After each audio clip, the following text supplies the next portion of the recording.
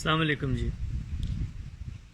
کسی بھی مسلمان معاشرے میں آپ چلے جائیں تو آپ کو یہ دو غلط فہمیاں ہمیشہ نظر آئیں گی۔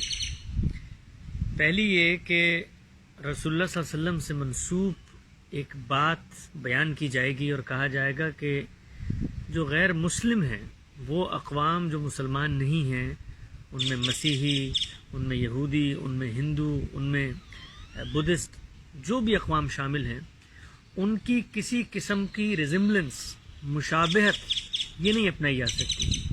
اگر یہ اپنائی جائے گی تو پھر رسول اللہ صلی اللہ علیہ وسلم کی ایک وعید ہے، ایک وارننگ ہے کہ من تشبہ بقوم فہو منہم، جو جس قوم کی ریزمبلنس یعنی مشابہت اختیار کرے گا، جس جیسا ہوگا، فہو منہم، وہ انہی میں سے سمجھا جائے گا۔ ہمارے علماء اور ہمارے جو مذہبی لوگ ہیں وہ یہ روایت پیش کرتے ہیں اور لوگوں کو بتاتے ہیں کہ آپ نے غیر مسلموں کی کسی بھی قسم کی مشابہت نہیں اپنانی۔ اگر آپ نے اپنائی تو رسول اللہ صلی اللہ علیہ وسلم نے فرمایا ہے من تشبہ بقوم فہو منہم، جو جس قوم کی مشابہت اختیار کرے گا انہی میں سے اٹھے گا۔ لہٰذا اگر آپ نے روز قیامت اپنے آپ کو مسلمان قرار دلوانا ہے تو آپ کو کفار کی مشابہت سے پرہیز کرنی چاہیے۔ یہ بات آپ کو ہر جگہ سننے کو ملے گی۔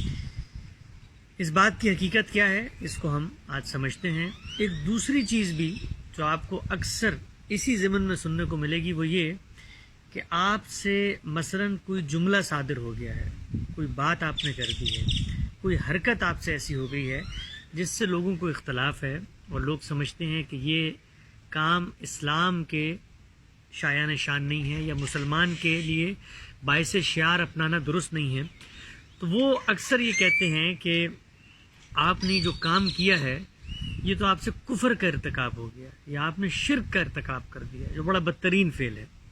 تو یہ بھی اکثر آپ کو سننے کو ملے گا۔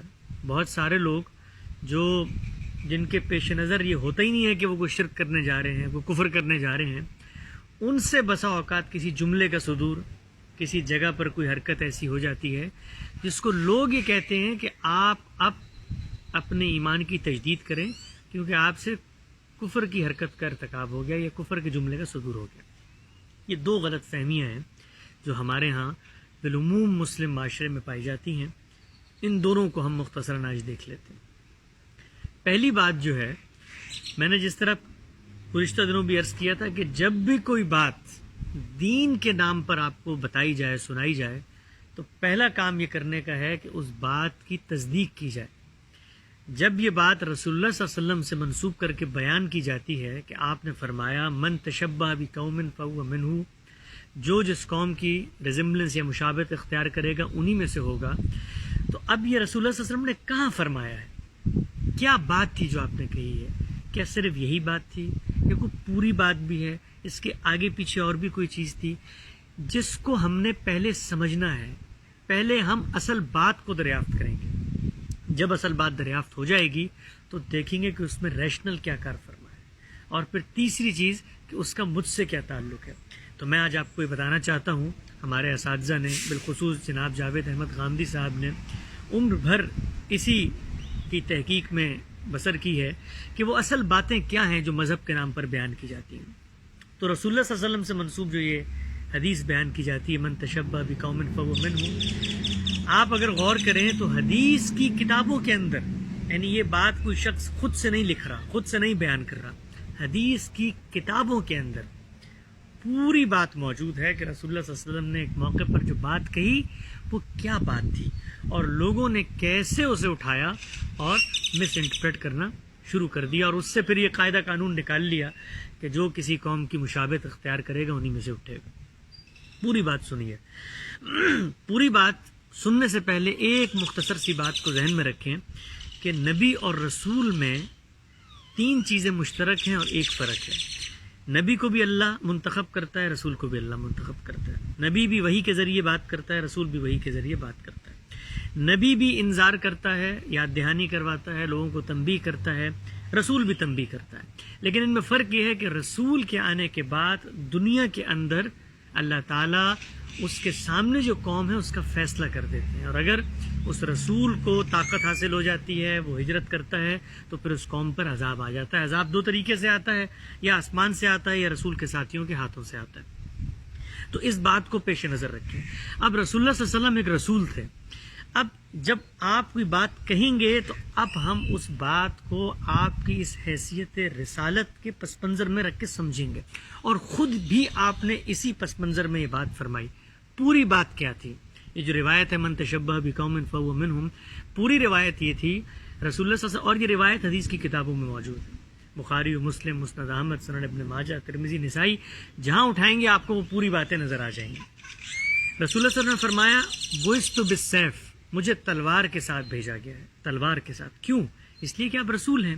آپ رسول ہیں تو اب اللہ نے آپ کو طاقت دی ہے، وہ آپ کی نصرت مدد کرے گا، آپ کو فتح حاصل ہوگی۔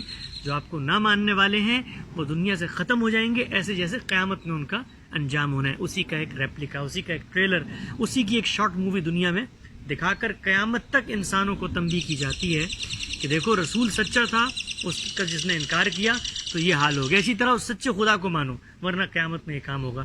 تو رسول اللہ صلی اللہ علیہ وسلم نے فرمایا بعثت بالسیف، مجھے تلوار کے ساتھ بھیجا گیا، اور جعل اللہ رزق تحت ظل رمی، اللہ تعالیٰ نے میرا رزق انہی تلواروں کے سائے میں رکھ دیا ہے۔ میں لڑوں گا، میں جنگ جیتوں گا، اور اسی میں سے میرے گزر بسر کا سامان بھی اللہ میاں فراہم کریں گے۔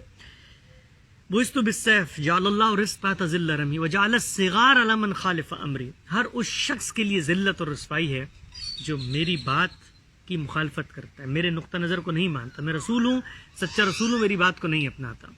اس کے بعد رسول اللہ صلی اللہ علیہ وسلم نے فرمایا اسی گفتگو میں من تشبہ بقوم فہو منہم وحشر معہم، جو جس قوم کی مشابہت اختیار کرے گا انہی میں سے اٹھے گا اور اس کا انجام بھی انہی کے ساتھ ہوگا۔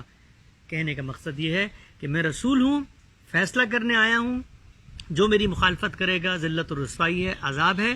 اب بیان کرو، میرے ساتھ کھڑے ہو، میری پارٹی میں ہو، میری کمپنی میں ہو، یا میری مخالفت میں ہو، جو جہاں ہوگا اس کا وہیں انجام ہوگا۔ لہٰذا خدا کا رسول عذاب لے کر آ رہا ہے، حشر معہم، انہی کے ساتھ سمجھے جاؤ گے اور انہی کے ساتھ مارے جاؤ گے، ختم ہو جاؤ گے۔ اللہ تعالیٰ دنیا سے اس قوم کو مٹا دیتا ہے، یہ اس کا قانون اور قاعدہ ہے۔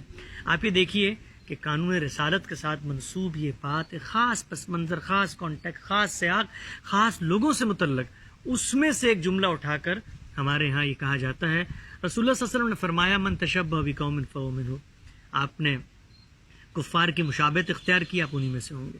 تو یہ بہت بڑی غلط فہمی، اور اگر آپ دیکھیں تو خود رسول اللہ صلی اللہ علیہ وسلم کی بات کے ساتھ کتنی زیادتی ہے کہ اس کو آؤٹ آف کانٹیکسٹ کاٹ کر ہم بیان کرتے ہیں اور اس کی بنیاد پر لوگوں سے مطالبہ کرتے ہیں۔ یہ یاد رکھیں، مذہب نے جو آپ کو قاعدے اور کلیے بتائے ہیں، جو اصول دیے ہیں، وہ اخلاق پر مبنی ہیں۔ وہ خلاف اخلاق ہوں گے تو اگر مسلمان میں بھی پائے جا رہے ہوں گے تو دین اس کی بھی مشابہت اپنانے سے آپ کو منع کرے گا۔ تو اصل چیز اخلاقی خرابی ہے۔ لہٰذا غیر مسلم ہو، ہندو ہو، کسی اور مذہب کا ماننے والا ہو، اگر اس کی کسی خلاف اخلاق عادت کو آپ اپناتے ہیں تو پھر آپ سے سوال بھی ہوگا اور سوال ہونا بھی چاہیے، لیکن آپ اس کے حلیے کو اپنا لیتے ہیں، آپ اس کے کسی چیز کو اپنا لیتے ہیں، اس سے مذہب کو، دین کو کوئی غرض نہیں ہے۔ لہٰذا آپ جامہ زیبی ان جیسی کرتے ہیں، کوئی مسئلے کی بات نہیں ہے۔ آپ گفتگو کے انداز اطوار اس طرح کے اپنا لیتے ہیں، کوئی انداز نہیں ہے۔ آپ ان کی ایجادات سے مستفید ہوتے ہیں، کوئی اعتراض نہیں ہے۔ آپ ان کے بنائے ہوئے نظام تعلیم کو اپناتے ہیں، کوئی بات نہیں ہے۔ اصل چیز ہے اخلاقی خرابی، اگر وہ پائی جائے گی تو مذہب آپ کو متوجہ کرے گا۔ تو یہ پہلی غلط فہمی ہے جو رسول اللہ صلی اللہ علیہ وسلم کی بات کو آؤٹ آف کانٹیکسٹ پیش کر کے کہی جاتی ہے۔ دوسری غلط فہمی بہت ہی مختصر، وہ یہ کہ لوگ عام طور پہ کہتے ہیں کہ آپ سے یہ خلاف اسلام کام صادر ہوا ہے، خلاف شریعت جملہ آپ نے کہہ دیا، آپ کے منہ سے تو کفر کا صدور ہو گیا۔ یہ یاد رکھیں، کسی شخص کے بارے میں یہ کہنا کہ اس شخص نے جو بات کہی ہے اس کے پس پیچھے اس کی نیت کیا تھی، اس کا ہمیں کوئی اختیار دین اور مذہب نے نہیں دیا۔ ہم یہ حق ہی نہیں رکھتے کہ ہم کسی شخص کے بارے میں، ہاں ہم یہ کہہ سکتے ہیں کہ دیکھیے آپ نے یہ جو بات کہی ہے، یہ بات اپنی ذات میں ٹھیک نہیں ہے، آپ اس کو ریویو کیجئے، یا آپ نے جو یہ حرکت کی ہے یہ حرکت ٹھیک نہیں ہے، لیکن یہ کہ آپ نے مشرکانہ فعل کا ارتکاب کر لیا. کوئی شخص کیا فعل کا ارتکاب کر رہا ہے اس کا فیصلہ اس نے کرنا ہے، وہ بتائے گا کہ اس کی نیت کیا تھی. کیا کوئی شخص اس کے منہ سے کوئی کلمہ صادر ہو گیا، وہ کلمہ ممکن ہے غلط ہو، لیکن اس کا بیان ہے، اس کا کہنا ہے جو پریویل کرے گا. یاد رکھیں، کسی شخص کے بارے میں یہ دعویٰ کرنا کہ اس نے مشرکانہ فعل کا ارتکاب کیا ہے اور وہ شخص جو ہے اب کسی کلمہ کفر کو کہہ بیٹھا ہے، تو اس کا فیصلہ اس نے کرنا ہے کہ کیا اس کے نزدیک یہ بات کلمہ کفر تھی. اگر وہ بات غلط ہے تو کیا اس کی نیت تھی. لہٰذا یہ فیصلہ کسی شخص کے بارے میں، مثلا میں نے پچھلے دنوں ایک پوسٹ دیکھی، ایک صاحب جو ہیں وہ کسی ہندوؤں کے میلے پر گئے اور وہاں ان کو ایک خاتون نے ٹیکا لگا دیا. ہم جانتے ہیں کہ بہت ساری ایسی رسومات جو اگرچہ شرک سے جن کی ابتدا ہوئی، شرک پر مبنی تھی، لیکن آگے چل کر وہ ایک کلچر کا حصہ بن گئی. مثلا ہم ہیلووین کو دیکھیں، اس کے پیچھے توہم پرستی ہے لیکن اب ایک کلچر بن چکی ہے. اور اب بہت سارے ہندوانہ تہوار ہیں، وہ کلچر بن چکے ہیں. لہٰذا ان کو کوئی اپناتا ہے تو اس کو اپناتے وقت اس کے پیش نظر شرک کرنا ہے ہی نہیں.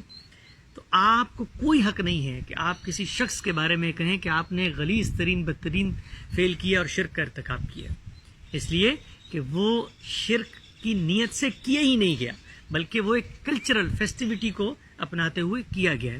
تو کسی بھی شخص کے بارے میں یہ رائے دینے کا ہمیں حق نہیں ہے کہ اس نے کسی کفر یا کسی شرک کا ارتکاب کیا ہے.